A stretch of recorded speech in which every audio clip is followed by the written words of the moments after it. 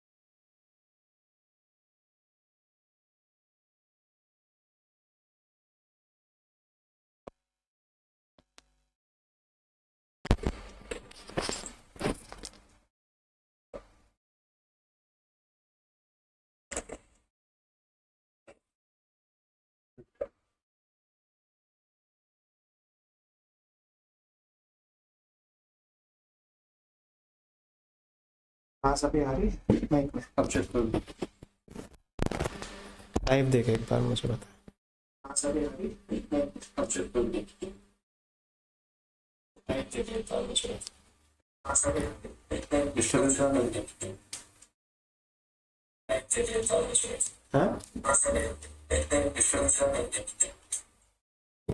देखो आवाज आ रही है। हाँ आवाज आ रही है। डिस्टर्बेंस है अभी, डिस्टर्बेंस बताओ। आवाज आ रही है। डिस्टर्बेंस है अभी। डिस्टर्बेंस बताओ। नहीं है ना डिस्टर्बेंस, अब ठीक है। एक मिनट रुको, लाइन पे रुको, एक बार और चेक करके बताओ।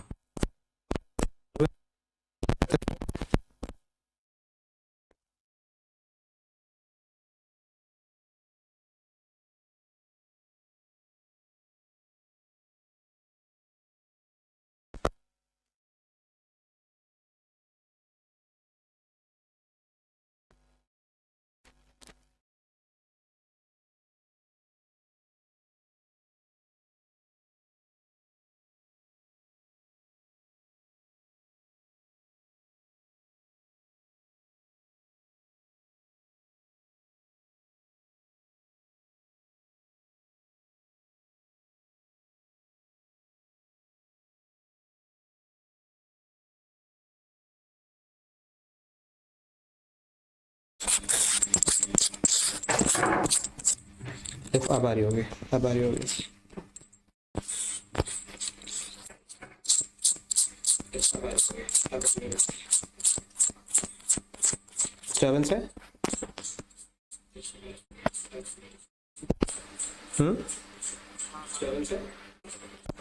डिस्टर्बेंस आ रहा है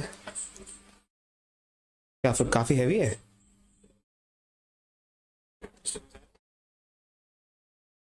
अच्छा अभी बताओ एक बार, अभी दोबारा कर रहा हूँ, अब बताओ अब है डिस्टर्बेंस जैसे बोल रहा हूँ मैं। हाँ अब क्लियर है ना एकदम, कोई डिस्टर्बेंस नहीं बिल्कुल, 100%। आवाज भी ठीक आ रही है ना, ठीक है चलो, ठीक है फिर। जी हाँ क्या हो गया।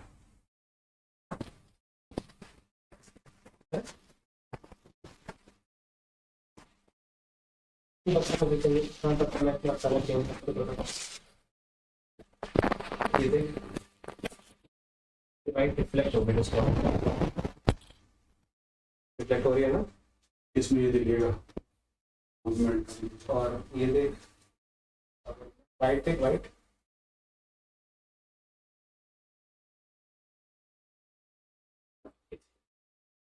ठीक है, ठीक है ना। एक बार मेरे को भी देख के कॉन्ट्रास्ट, वाइट में वो हो जाएगा, अब डल हो चलो जाएगा। एक बार वीडियो देख एक बार कॉन्ट्रास्ट। आप दिखेंगे ना बराबर।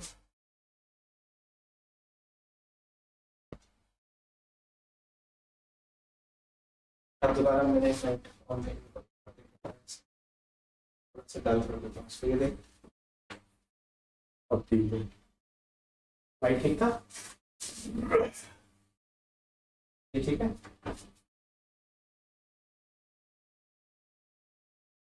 ठीक है ना, लाइट लाइट रिफ्लेक्ट तो नहीं करे ज्यादा,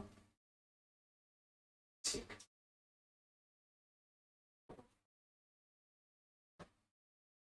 ठीक है। बीच में जो भी कुछ लगेगा फिर ऊपर नीचे डिस्टर्ब है, मुझे तुरंत मैसेज कर दे, मैसेजेस में देखता हूँ। ठीक है, तो फिर तो अभी ना ये स्ट्रीम का जो मैंने लिंक भेजा है, मैंने लाइव पहले कर दिया था, तो इसको तू अभी भेज दे उसमें, या फिर मैं नया स्ट्रीम का लिंक शुरू करूँ, ये ठीक है।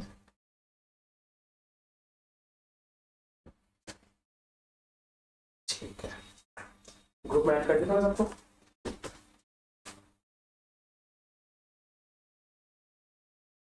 ठीक है,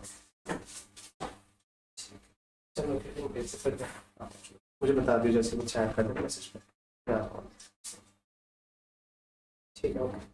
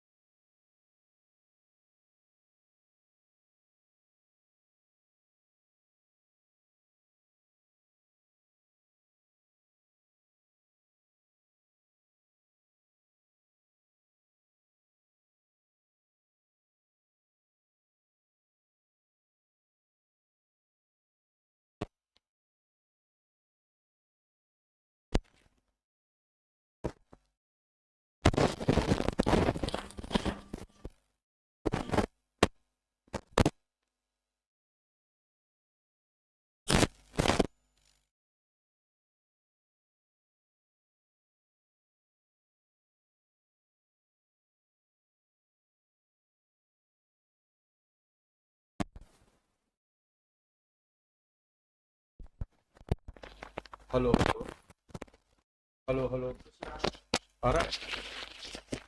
हाँ hello hello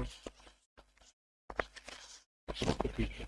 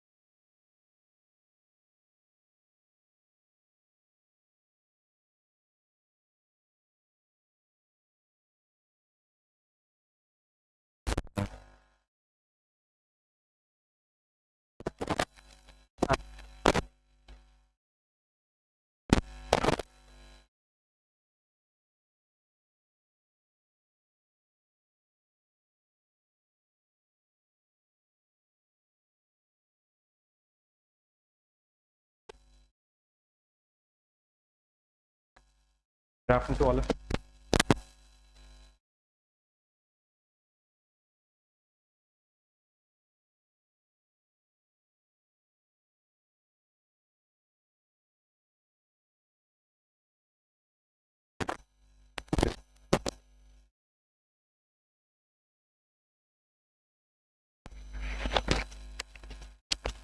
I mean, is the audio visual clear?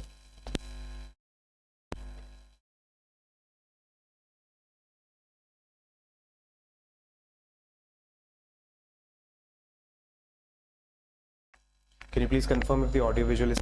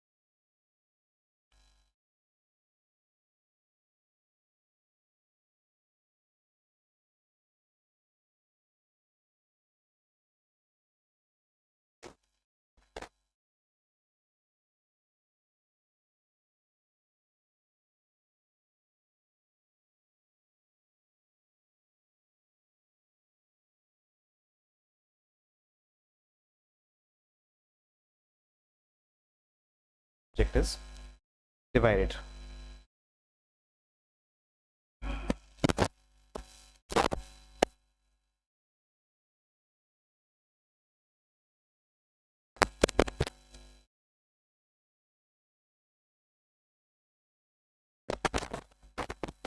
Is then divided into section A and section B.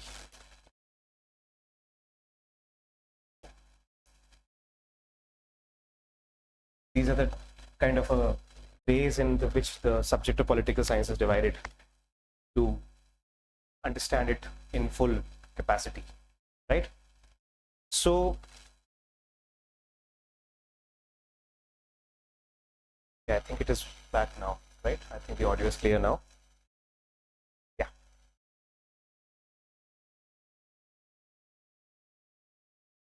Just will take a day more to get the studio completely ready. Sorry for the inconvenience here. Okay, now we can start. So we know that the syllabus of political science is divided into two categories, part 1 and part 2. And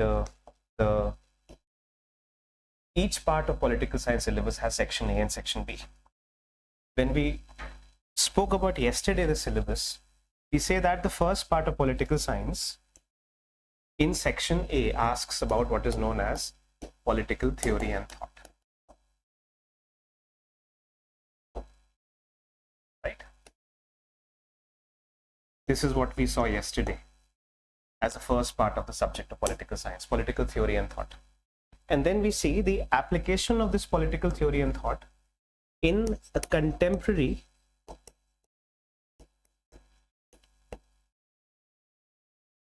politics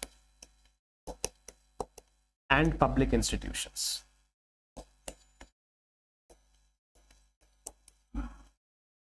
This is section B of paper number 1.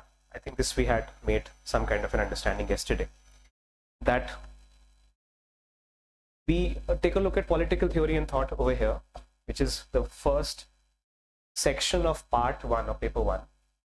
And then it talks about contemporary politics and public institutions. In fact, इसी area में कल हमने जब when we were taking the class yesterday, we had seen how certain areas, for example, about the Constitution of India, or let's say for example the Supreme Court or the Parliament, these are all public institutions of India.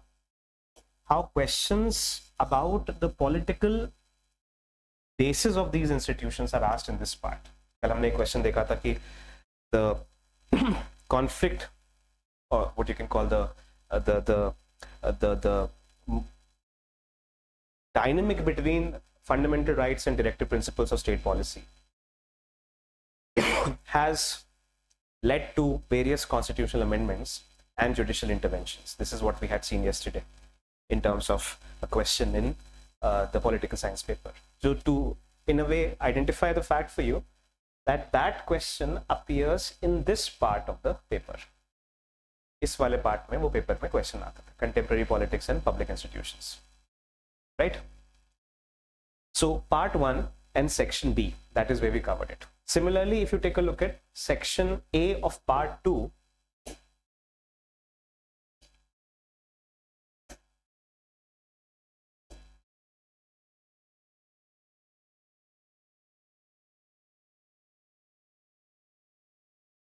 if you take a look at section A of part 2, it talks about what you can call international political thought, in which you understand the political ideas largely governing international politics, the Marxist view of international relations, the liberal view of international relations, the realist view of international relations. These are the points that you see in this part slightly more prominently. And in the next part, you see the application of these theories in the Indian management of its foreign policy. This is known as India and the world. Yes, so in a way, we have seen how the entire syllabus of political science as a subject can be divided into these four categories. On the other end, you have contemporary politics and public institutions.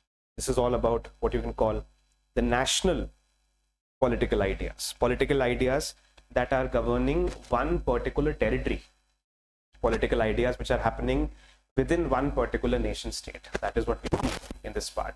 In part one, divided into political theory and thought and the contemporary public institutions, the political background of those public institutions. This we have seen in part one. Similarly, we have seen in part two, the first part talks about international political thought, and the second part talks about India and the world. So here you talk about the Marxist or the neoliberal or the realist or the Nehruvian theory of international relations. And here you talk about how India's foreign policy currently is being handled. That's the entire dissection or the anatomy of the syllabus of the political science and international relations paper in the UPSC. Right? So this is, I think, what we have seen as an introductory remark. And we had taken up some questions yesterday from the part of Constitution of India, which includes the Supreme Court, Parliament, basic structure, etc., etc. So we had discussed how to answer those questions yesterday with the worldview or the political ideas which are informing these institutions. So we had seen how liberalism is inherent within fundamental rights, or how socialism is inherent in directive principles of state policy, and how liberalism and socialism, though in some cases can work in cooperation with each other, they are certainly of a conflicting character.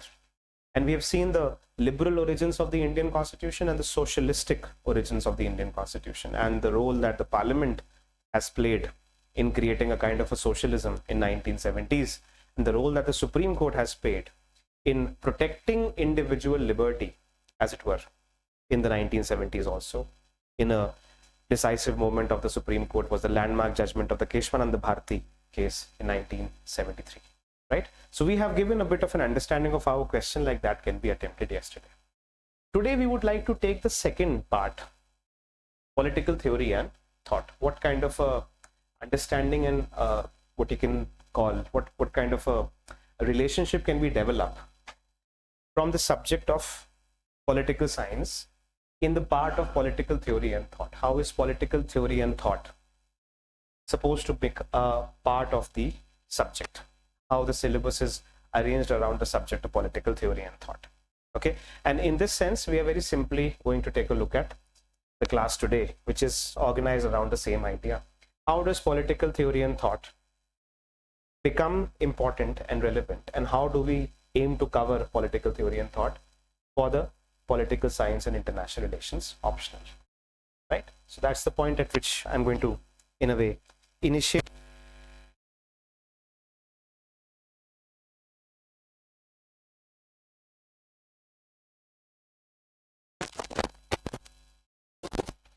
Now, if I take, let's say, for example, this point,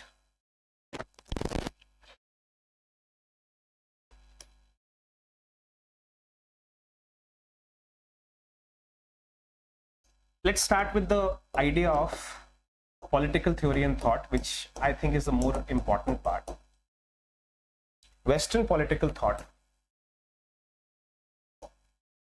and theory.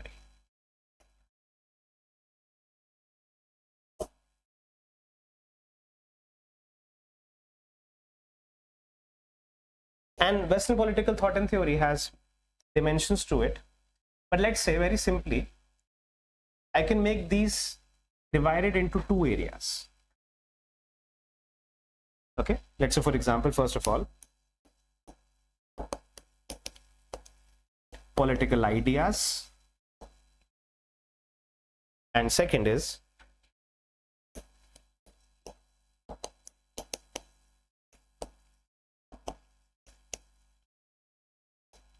political thinkers. These are the 2 points in which we can create a division on the subject of what is known as the Western political thought. Right? What do we have in political ideas? What kind of points that are we going to include in political ideas? For example, number one, we can include what is known as, very simply, let's say, republicanism, tracing it to the Platonic ideas, right?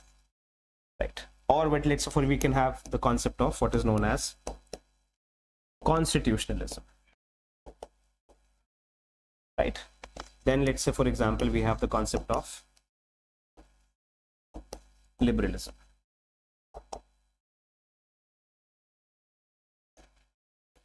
Or you can have the concept of socialism, which may be sometime associated with communism or a kind of a Marxism. Right, so these are the kind of what you can see. I'm just giving you an example. This is not an exhaustive list of what has to be covered in this part, but in the sense of it being an example, we can think of these ideas as a point from which questions have been asked in the previous years from the UPSC option of the political science and international relations. You see, so for example, if I take a look at this part, which is known as liberalism, right? Now, liberalism is one of the most frequently repeated questions which have been asked in the political science international relations. Okay, what is the cause of the decline of the liberals in the recent political atmosphere? Why does international politics recently see some kind of a decline in the subject of liberalism? This is a question which has been asked in the previous year, right? Or if you think about this part in a different manner, you think of it like this. When you talk about political thinkers, you have a range of political thinkers that you have to study in political science, right? So for example, just to make sure that I don't miss out anyone, let's take a look at what we have to think over here.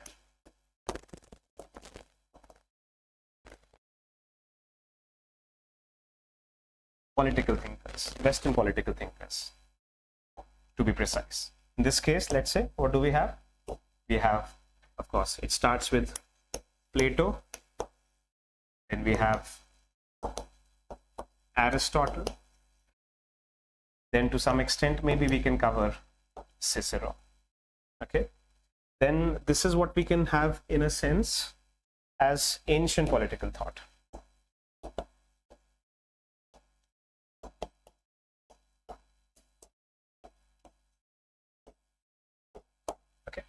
Then we are going to, in a way, break this ancient political thought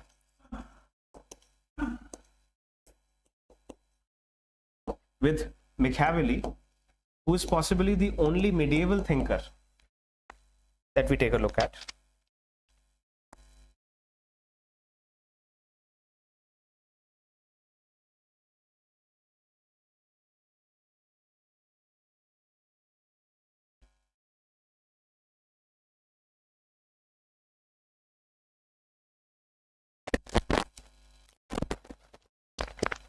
In the modern political thought, you have thinkers like Hobbes, Locke, Rousseau. These are the ones basically who are, in a sense, the ones which have defined the most important ideas of liberalism in the modern political thought.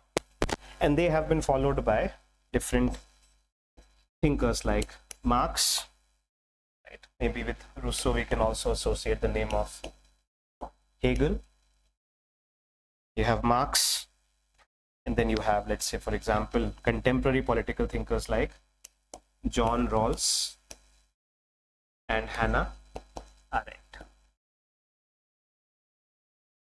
Right. So just to give you a little bit of a sense of this, that most important parts of the examination in terms of the subject of political thought, most important parts of the examination with regard to the subject of political thought, and specifically in Western political thought, are the names of these thinkers: Plato, Aristotle, Cicero, Machiavelli, Hobbes, Locke, Rousseau, Hegel, Marx, Rawls, and Arendt. We can cover a few more, though they are not given in the syllabus, but just for our reference, for example, maybe we can cover someone like Karl Popper. Or you have, let's say, for example, from the postmodern political thought, you have certain thinkers which have become relevant in the recent time in the examination. For example, Michel Foucault, whose concept of power has been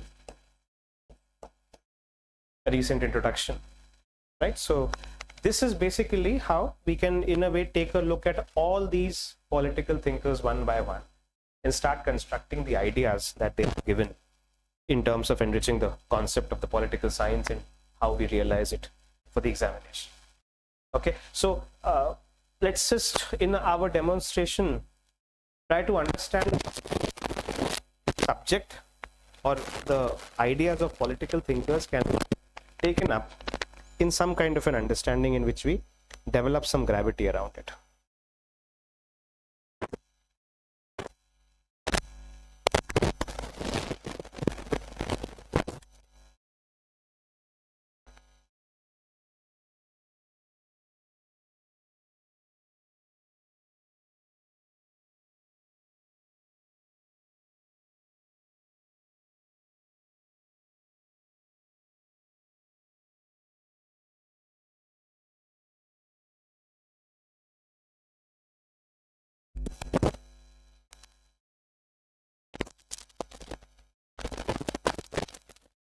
Look at the questions around it.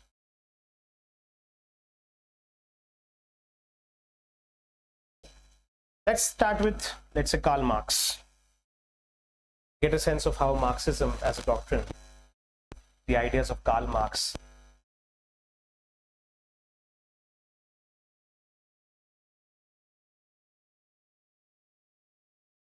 is in that sense.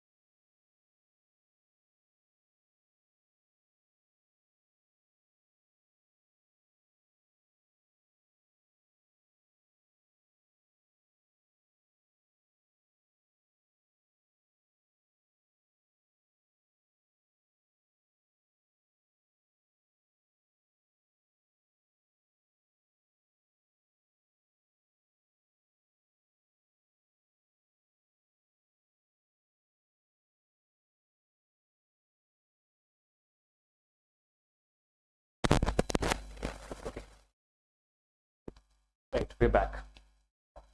So we're talking about the concept of Marxism and how we are associating it with the philosopher Karl Marx.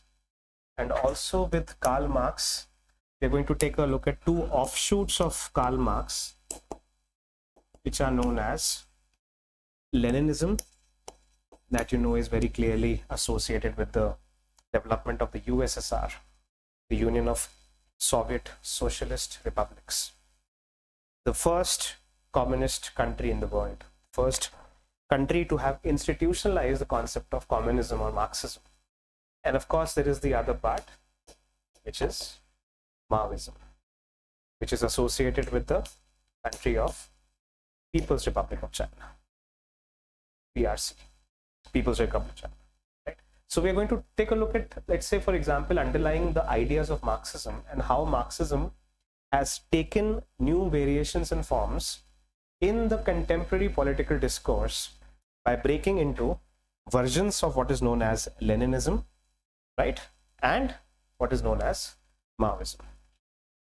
So that's basically how we can just take an introductory understanding to what we understand by the concept of Marxism.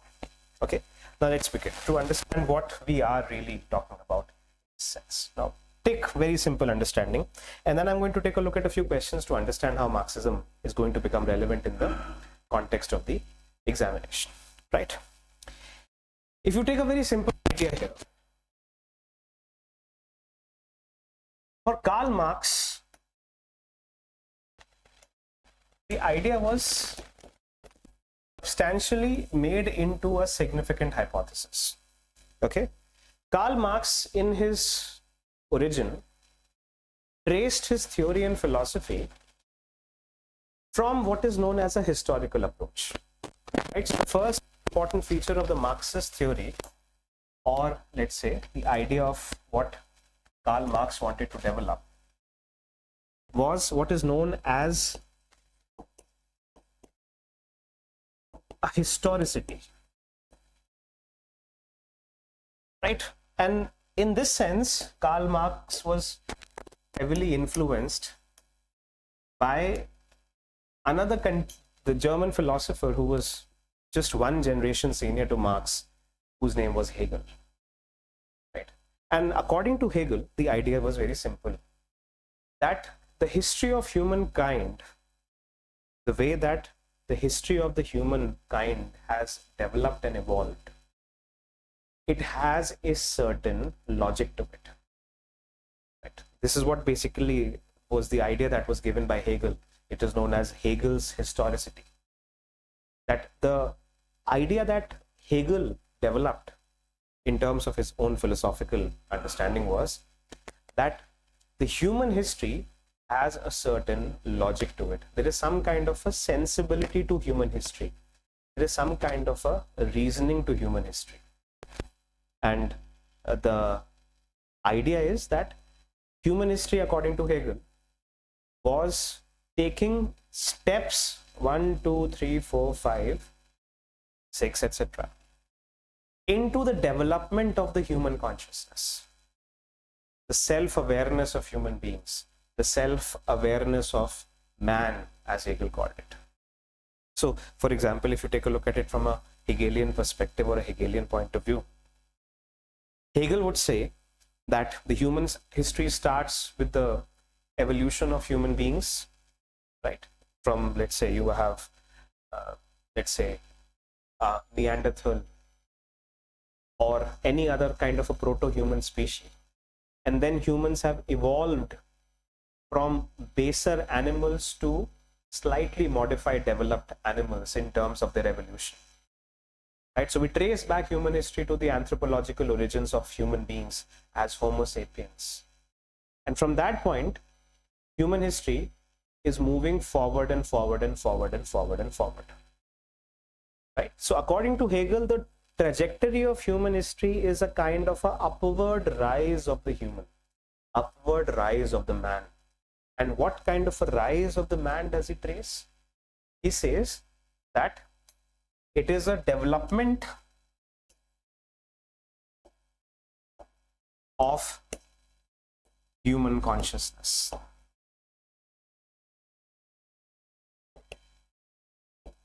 Right? The idea for the human being to develop a better understanding about his own self and about the sense of the world. This is inherent in the Hegelian idea. So from the anthropological origins of humans, from chimpanzees, you have the first set of human, let's say, settlements. You have the hunter-gatherers who lived in forests and they dependent upon the resources of the forest, right? And they hunted and they did some cherry picking and some kind of a diet they developed around meat eating and vegetarian, right? And they moved from one place to the other looking at hunting grounds. This is like the anthropological epoch in which the humans were still not in the cradle of civilization, but they lived like what Hegel called barbarians or beasts, just one step above the animals. And then humans started developing civilizations, and humans started developing the concept of society. And then you have the ancient human history. For example, you have the Mesopotamian civilization, the Egyptian civilization, the Indus Valley civilization. The first traces of human beings coming and living up in settled colonies, putting some kind of an agricultural activity, doing some kind of a cultural festival or religious ideas, and they started developing towns and cities and metropolitans and trade areas, right? And then you have the mighty Greek civilization and the Vedic civilization, etc., etc. So you start moving ahead. And then you have the birth of Christianity, according to Hegel, which was one of the most significant events in the history of human life. Hegel himself, a devout Christian, traced a lot of these ideas from the Bible. And then from the rise of Christianity, the creation of the modern state and the current, scientific revolution, enlightenment and renaissance in Europe. So Hegel saw the movement of history as a kind of an upward movement of the human consciousness, that there is a certain logic to history. Hegel said that history can be studied like any other empirical science. What I mean to say is कि इतिहास को आप किसी भी और विज्ञान की तरह पढ़ सकते हैं. जैसे आप विज्ञान में देखते हैं कि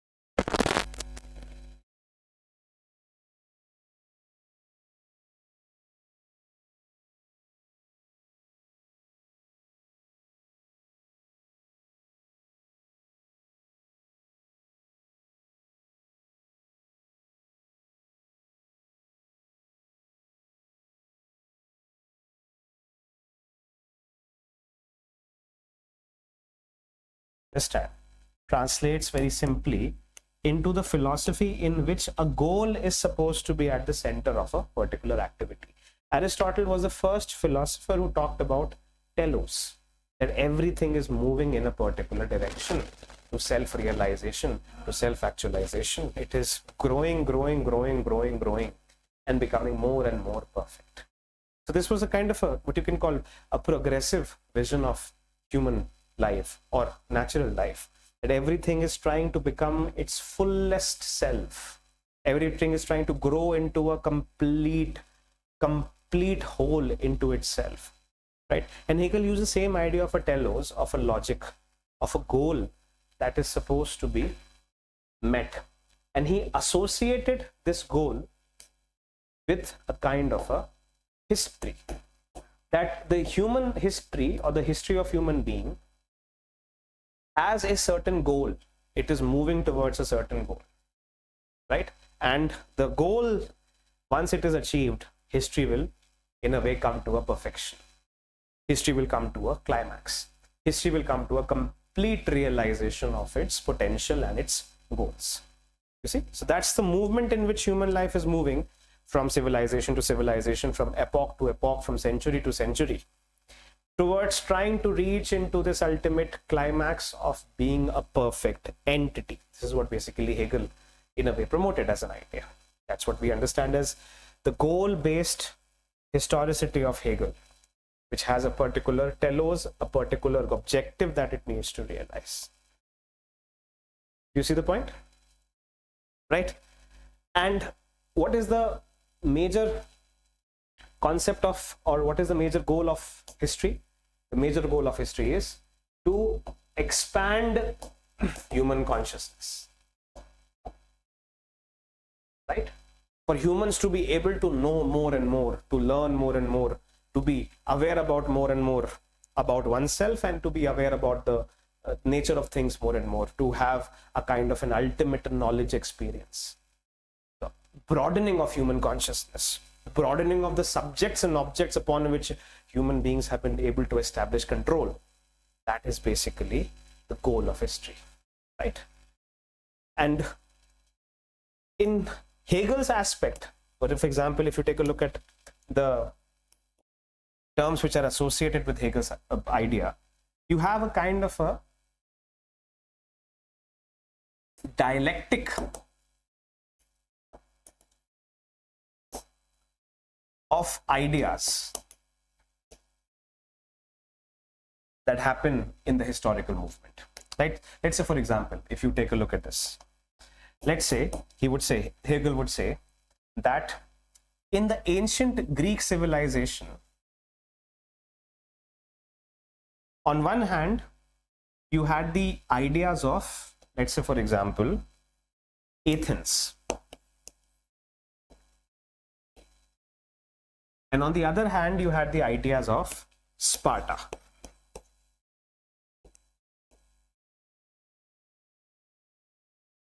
Right? So let's say, for example, Athens was described as the more developed of these two cities in ancient Greece.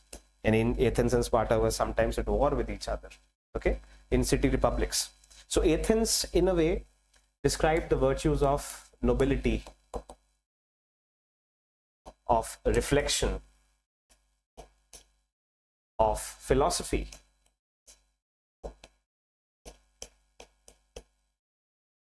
of art, culture, theater, music. This was the Athenian ideas, or the virtues that Athens as a city-state developed itself. On the other hand, if you take a look at the values which are surrounding Sparta, Sparta was war, power, honor, courage, valiance. Right? So Sparta was what you can call the city-state which was very heavily armed, which was holding war as the most superior of human endeavors, and to be able to become powerful in the field of battle was the highest goal of a human being and a civilization. Right? Now, what Hegel would say is that in the historical time of the ancient civilizations of the Greeks, there was a dialectic, he would say, between the ideas of Spartans and the ideas of Athenians. Right?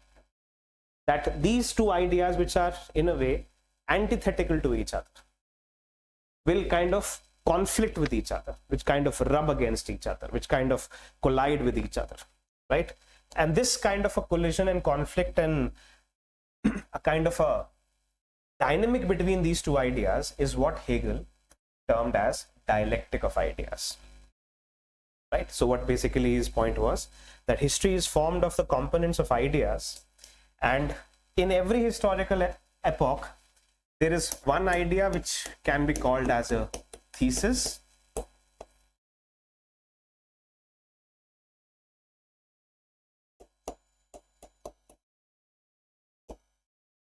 and then there is another idea which can be called as antithesis, right? But the thesis, antithesis is not that they are, one is right or one is wrong, but one says X, the other says minus X or not X.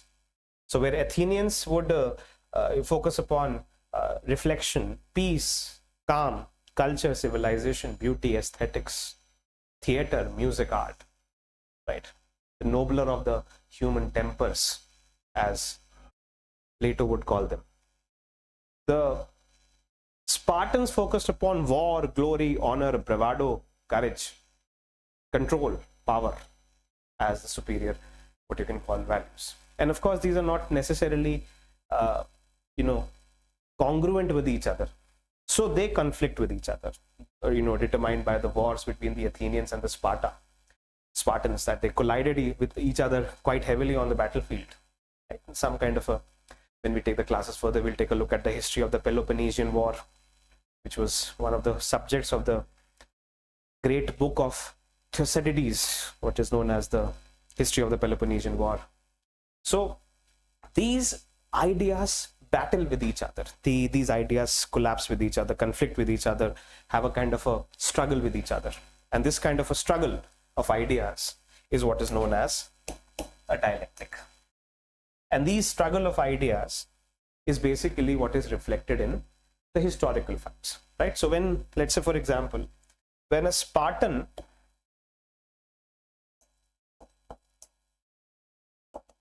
would go to war with an Athenian, जब कोई Spartan किसी या Sparta कभी Athenian के संग कोई battle होती है इन दोनों की, there's a war between Spartans and Athenians, right? What according to Hegel is that this reality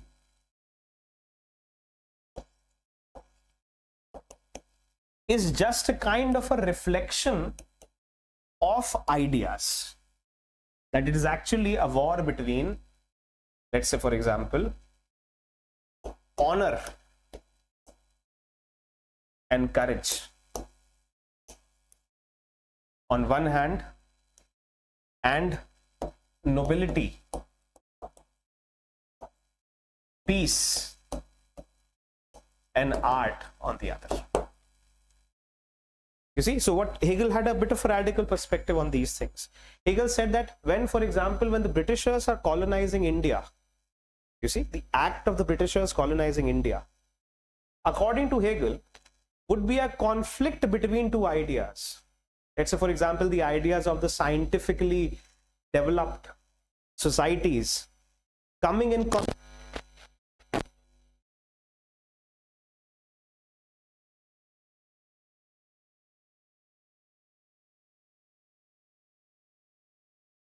a kind of inward looking man, not trying to develop a better sense of the world, but a better sense of one's own self-realization. A philosophically minded man, a person who's more concerned with his own spirituality, with his own conscience, with his own soul, rather than the outside world. This was the Indian mindset, more or less. And the Britishers represent an outward looking, extroverted, ambitious, economically driven, better organized, better militarized, scientific understanding of that European civilization. And when the Indians and the Britishers collide in reality on the battlefields, Battle of Plassey, etc., or even in the whole form of Indian national movement, it is not that the reality is coming to a collision. It is actually two ideas which are conflicting with itself. So Hegel had a mystical approach to it. He had a kind of a transcendental approach to it. That eventually what you see in reality, Napoleon, when he is trying to invade Russia, you have the liberalism of Europe trying to enter into the authoritarianism of Russia. You see, Napoleon invaded Russia in 1812 and he had a war which he could not win. Eventually he had to retreat back. But according to Hegel, who saw Napoleon in his own lifetime in terms of his conquests, Napoleon moving towards Russia is the European ideas of liberalism coming to face with the non-liberal authoritarian ideas of the Russians. Alexander I was the king of Russia at the time when Napoleon invaded Russia, right? And at that time, the French had already had a revolution. In French, the concept of liberty, fraternity, equality had already been given some kind of a churning. But in Russia, these concepts were still alien. They were never made a reality into the development of the Russian society. They were still imperial powers under the control of the Tsar.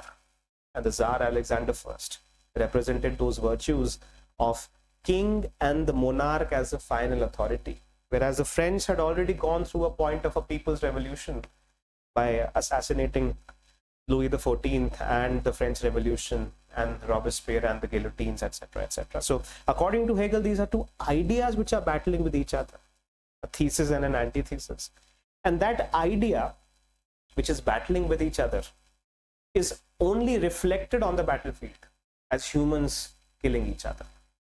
You see, as humans in a way battling it out with each other. So that's what basically Hegel's, what you can call epistemology, Hegel's look out of the world is that whatever is happening in reality, if you take a philosophical view of it, if you take a slightly, let's say, transcendental, even a mystical view of what is happening in reality, it is not two people who are fighting each other, but it is actually two ideas which are fighting each other.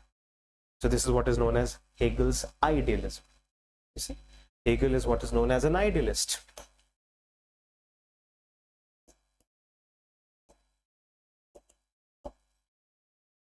Right? So Hegel, unlike or very different from other political philosophers like Hobbes. For example, Hobbes said that eventually there is only material. Fundamentally, there is no spirit. There is no transcendental reality to human history or to human affairs. It is only material. It is greed, it is hunger, it is power, it is ambition which drives human beings. These are passions, these are humors which drive human beings. But for Hegel, the driving force of the human history is not just human instincts, which are animal instincts, according to Hobbes, but some kind of a divine transcendental logic, some kind of a greater ideas which are battling with each other. It's like the Greek gods battling with each other, or even the Indian gods battling with each other. And these battles of ideas is what is reflected in the battles on the ground. You see, so he wanted to create a holistic coverage of what is basically a complete idea by which history can be understood. That when, for example, today you see, when Russia is invading Ukraine today, according to the Hegelian perspective, it is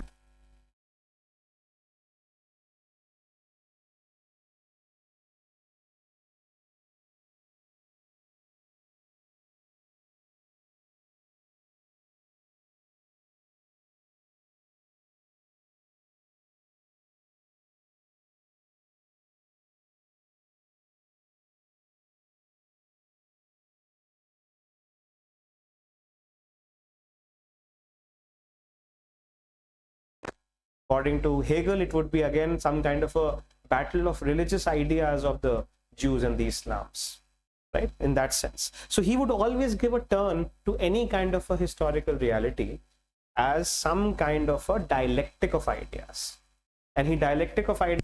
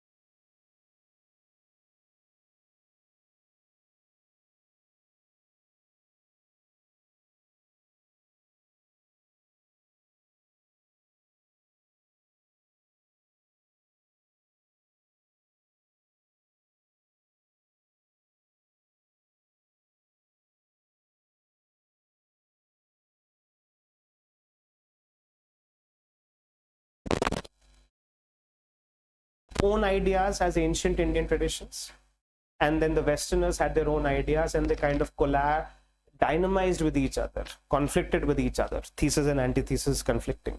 And maybe you can say the Indian constitution is a kind of a synthesis between the Indian ideas and the European ideas. As you can see that in reality, for example, if you go to a court in India today, the language which is spoken in all the high courts and the Supreme Court is the language of English. Now, of course, how does English come to India? By European influences. But it has become a part of our culture now, almost, right? It is one of the languages, in fact, the only languages which has a binding force throughout the territory of India. So it is not our language as Indians.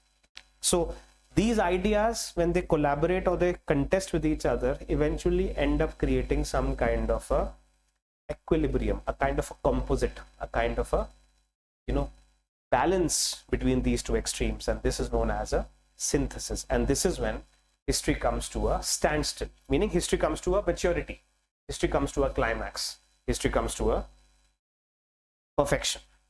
Then there is no more conflict, but a certain reality is asserted.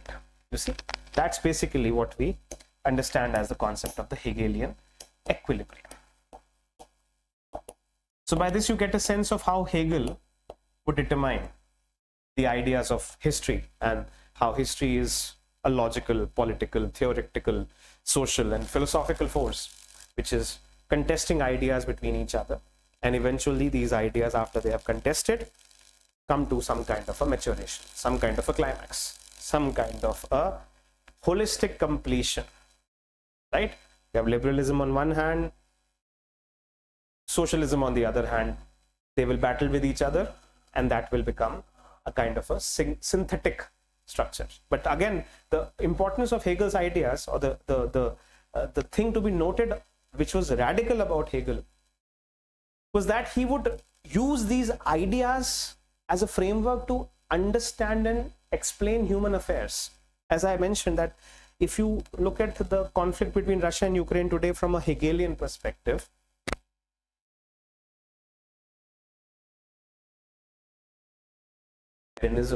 or imperialism of Russia, right? So battle among men is nothing but a reflection of the battle of ideas. Human beings are nothing but represent ideas. A person who's firing a AK-47 against the enemy at the Russia-Ukraine border is actually an idea manifesting itself through that person. This was the radicalism of the Hegelian thought. No wonder he was sometimes dismissed as being a mystic, almost a religious thinker.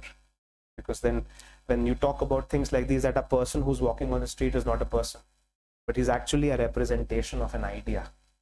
He's like a dream who's walking in a transcendental kind of a framework, kind of a mystical framework. I am not a person. I am basically just a manifestation, a human manifestation of an idea, right? Some people say and talk like that.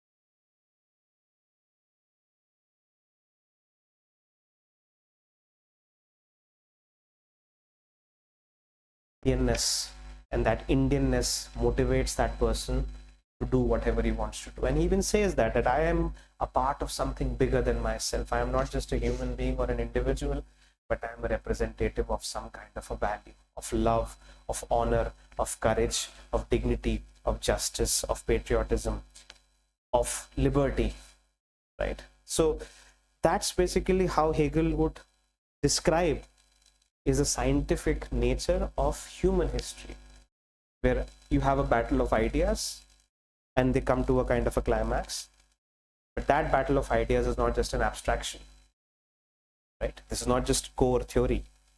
That battle of ideas is reflected every day in human affairs, in actual activities between humans, when they enter into a cooperation to create a constitution, or when they enter into a war with each other and try to control each other.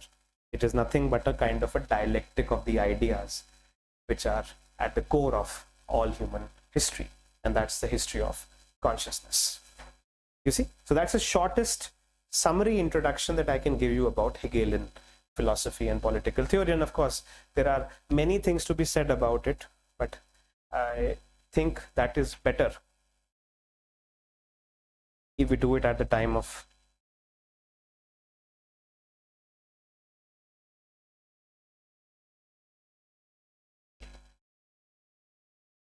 the final version.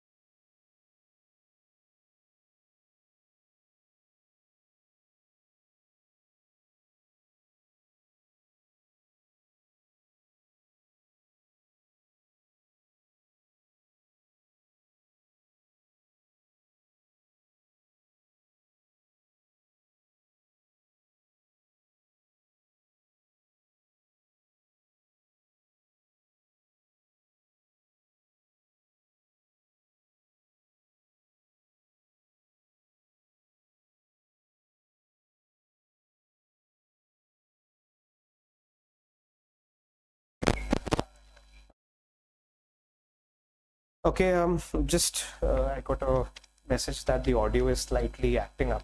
So what I'll do is, I'm sorry if I'm not able to fix the issue right now. So what I'll do is, I'll just record a video on what we have to do today, and that recorded video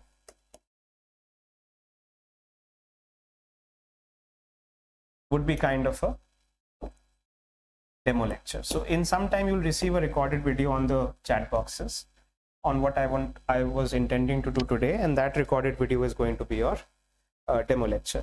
Sorry, I'm unable to fix the issue right now. Some grave technical issue around the studio.